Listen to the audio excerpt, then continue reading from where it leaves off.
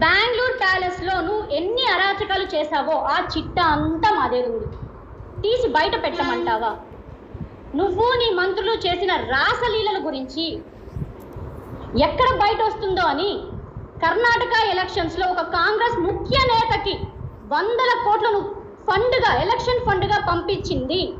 ఏ అధికారి చేత పంపించావో కూడా త్వరలో ఎన్ని 100 కోట్లు ఆ వ్యక్తి పేరుతో సహా త్వరలోనే బయట పెడతాం. మీ ఇళ్లలో, మీ కుటుంబంలో, మీ కుటుంబ చరిత్ర గురించి తీస్తే అసలు బ్రతకగలవా? ముఖం బయట చూపించగలవా? మీ ఇళ్ళ చరిత్ర గురించి, మీ ఇళ్లలో ఉన్న రాసలీలల గురించి బయట తీస్తే నువ్వు ముఖం ఎక్కడ పెట్టుకుంటావు జగన్? వీరే కోట వినుత, ఆమె భర్త చంద్రబాబు.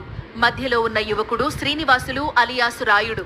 కోట వినుత కారు డ్రైవర్గా పనిచేసేవాడు శ్రీనివాసులు. బొక్కసంపాలెం గ్రామానికి చెందిన శ్రీనివాసులు 15 ఏళ్లుగా వినుత దగ్గర నమ్మిన బంటుగా ఉన్నాడు. డ్రైవర్గానే కాదు, ఆమెకు వ్యక్తిగత సహాయకుడిగాను పనిచేశాడు. అయితే ఏం జరిగిందో తెలియదు కానీ జూన్ 21న వినుత ఓ బహిరంగ ప్రకటన చేశారు. శ్రీనివాసులు చేసిన ద్రోహానికి విధుల నుంచి తొలగిస్తున్నట్లు ఇటు పేపర్లో, అటు సోషల్ మీడియాలో ఆమె పోస్టు చేశారు. ఇక మీదట శ్రీనివాసులకి తమకు ఎలాంటి సంబంధం లేదని ప్రకటనలో తెలిపారు కోట వినుత.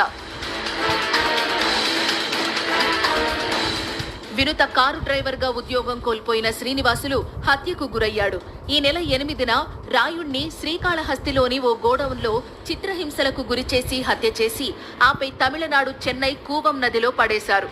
శ్రీనివాసులు హత్య కేసు ఇప్పుడు ఇటు ఆంధ్ర, అటు తమిళనాడు రాష్ట్రాల్లో సంచలనం రేపుతోంది.